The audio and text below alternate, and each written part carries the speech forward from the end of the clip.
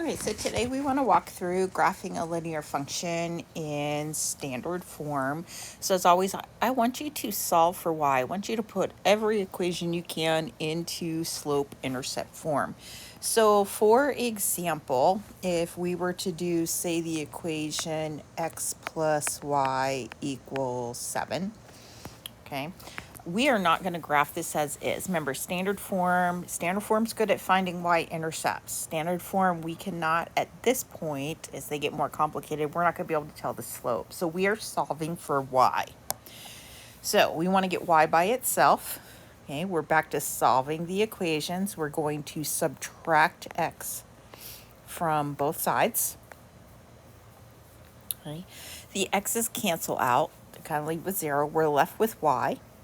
And then on the right-hand side, I have 7 and negative x. They are not like terms. I cannot combine them. So I am just going to rewrite it as negative x plus 7.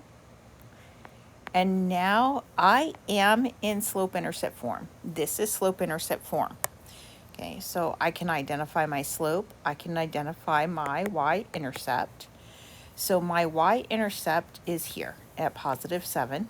This is when I look at my graph and I go to plot this equation. I am starting at my y-intercept. My slope I have here, that's negative x. Now remember, there is a number that is in between that negative and that x, and if you have to write it, it's 1. So my slope is actually a negative 1. Okay, and how do we write any whole number as a fraction? Well, we're just going to put that over 1. So this is going to tell me that when I go to graph it and I start at 7, my slope, I'm always going to go down 1 and over 1. So let's just look at a few problems and we'll look at the graphing.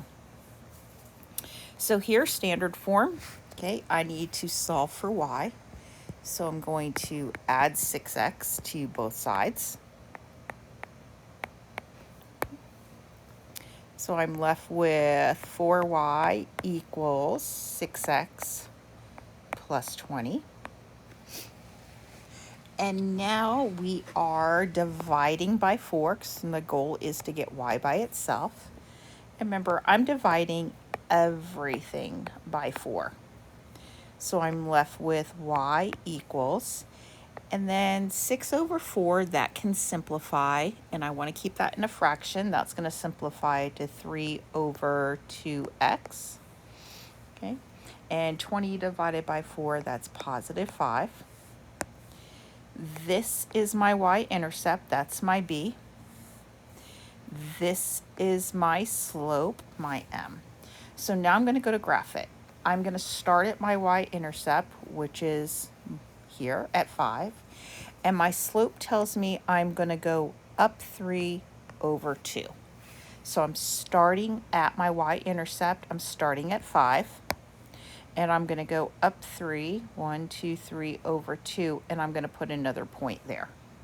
Okay. I can also do this in reverse. Okay, I want to make sure I take up my entire graph. So I go over 2, down 3. There's my next point. Over 2, down 3. There's my next one. And here. And now I'm simply going to connect my points. Okay, I'm going to draw a line, connect my points. There we go. And then remember, at the end, I'm putting an arrow because I don't know where this one starts. And this is my graphed equation of negative 6x plus 4y equals 20. Okay, let's look at number 12. Same thing, I'm going to solve for y, subtracting x to both sides. So here I'm at my 5y equals negative x minus 15. And now we are dividing by 5. I'm dividing everything by 5. Okay. So here I have 5 divided by 5 is y. Okay. Keep in mind that number in between the negative and the x, that's a 1.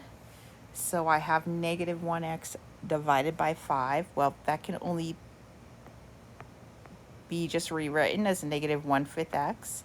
And then I have negative 15 divided by 5, which is negative 3.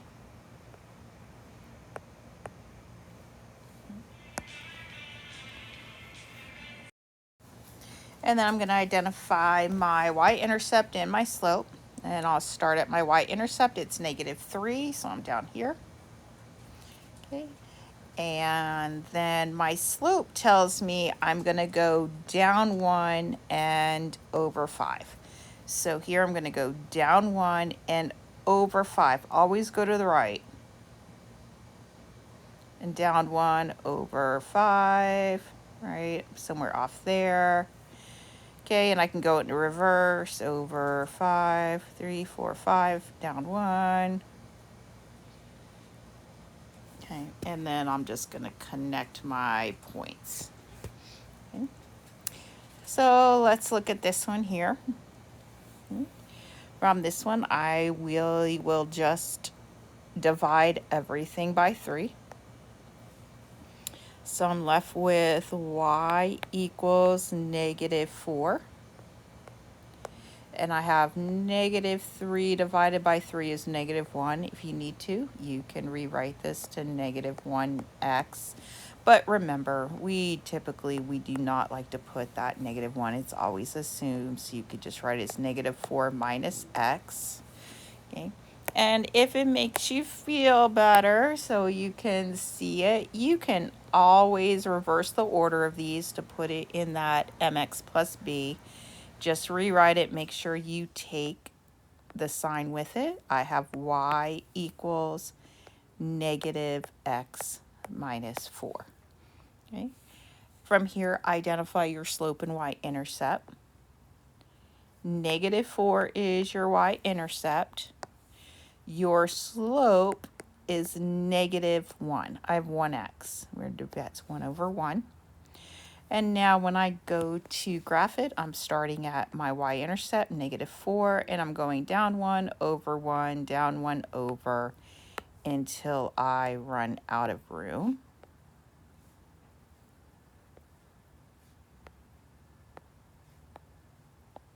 Okay, and then I can connect those points. Okay, let's look at number 14. So number 14, we're still going to solve for y. It's okay. I know y is on the right side of the equal sign. If you have to, you can always rewrite this. So I could always rewrite this one to 4y plus 28 equals negative 2x. I can rewrite it. Nothing wrong with doing that. Okay. And then from here, I will subtract 28 to both sides.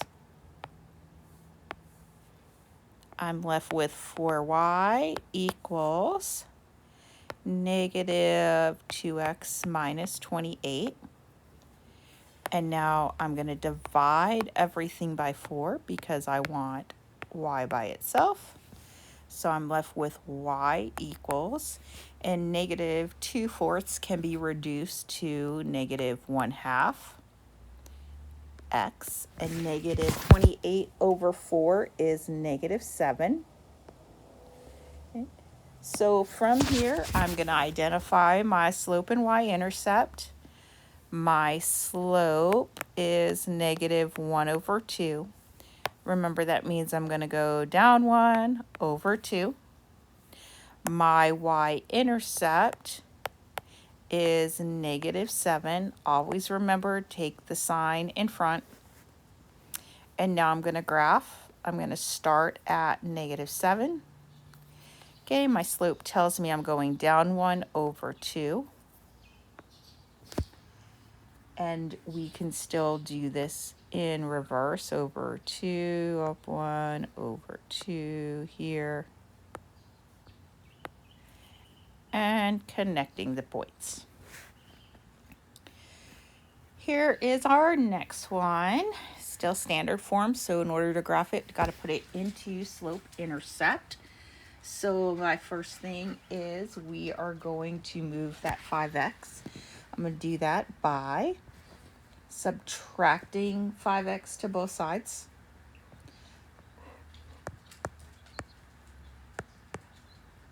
Okay, remember we subtract to both sides because equations are nothing more than, think of it as a balance.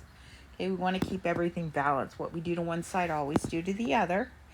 These cancel out. I'm left with negative y equals negative 5x minus 5. Now, I still have not solved for y yet, okay? Because here I have that negative. I do not want a negative y. I want to solve for y. So here you can either multiply everything by a negative 1, or you can divide everything by a negative 1. It's going to give you the same thing. Okay. So when we do that, it's just going to change the sign. Negative 1 times negative y leaves me with y. Negative 1 times negative 5x leaves me with 5x. Negative 1 times negative 5 leaves me with positive 5. So there is my y-intercept. There is my slope. Okay, I'm starting at 5. And my slope tells me I'm going up 5, 1, 2, 3, 4, 5, and over 1. It's going to look something like this. Over 1, down 2, 3, 4, 5. And you can kind of get it's going to be a pretty steep slope there. Okay. And let's look at the last one, number 16. So here we're subtracting 3x to both sides. Left with y equals negative 3x. Okay. It is in standard form. I'm sorry, it is in slope-intercept form. So we have our slope is negative 3, or I can put that negative 3 over 1. Our y-intercept, well, that's 0. It's still here. We just do not write that. We never want to write that plus 0. So now we're going to go to graph it. I'm going to start at my origin because that's my y-intercept is 0. I have negative 3, so it's telling me I'm going down 3 over 1. And I'm going to graph it till I run out of room.